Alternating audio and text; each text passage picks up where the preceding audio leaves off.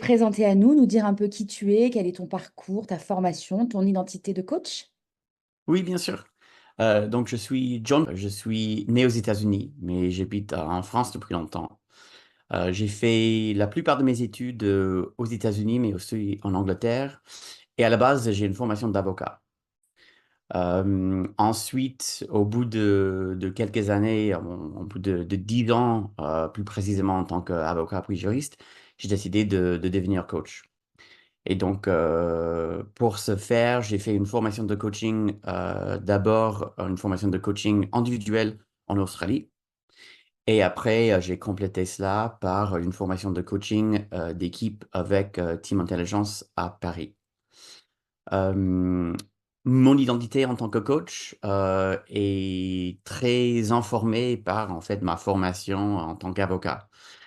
Donc, j'ai l'habitude d'être un coach qui sait être assez ferme et exigeant avec ses clients et ses clientes, mais en même temps, j'ai aussi la capacité de mettre tout de suite à l'aise mes clients. Donc, ce que j'apprécie avec le coaching, c'est vraiment l'occasion de tisser un partenariat avec mes clients, tout comme j'ai fait quand j'étais avocat et juriste. Et donc, c'est cela qui vraiment sous-tend mon identité en tant que coach. Merci. Quel lien fais-tu, John, entre la notion de care et, et le principe de coaching? Et est-ce que tu pourrais nous partager un exemple de mission où tu as le sentiment d'avoir mis en œuvre cette notion de prendre soin en tant que coach? La notion de care est centrale pour le coaching, en fait. Surtout, la plupart de mes clients travaillent dans des environnements où il y a énormément de pression. Donc, du coup, on fait face souvent à un stress vraiment aigu. Euh, et là, je suis là en tant que coach afin d'aider mes clients à pouvoir rester efficaces pendant ces situations. Je pense notamment à une mission récente où j'avais un client qui avait un manager un peu toxique. Et donc là, mon rôle était d'abord de faire baisser un peu la tension et ensuite aider le client à trouver les outils pour faire face à cette situation.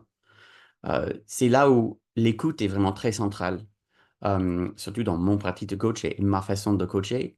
Euh, mais c'est non seulement le fait de savoir écouter pleinement le client, mais aussi de savoir qu'est-ce qu'on fait ensuite avec ce qu'a dit le client. Donc c'est là où la formation de coach joue vraiment un rôle central. Merci.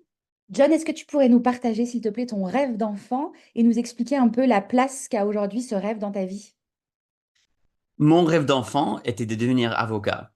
Et donc, c'est un rêve que j'ai réalisé. J'ai exercé en tant qu'avocat pendant quelques années. Euh, mais ensuite, j'ai décidé, comme je l'ai dit tout à l'heure, de devenir coach.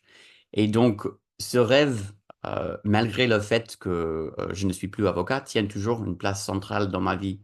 Parce que c'est ma formation d'avocat qui continue à informer mon pratique de coach. Mais aussi, je travaille avec nombre d'avocats aujourd'hui, donc je reste toujours un peu dans ce monde.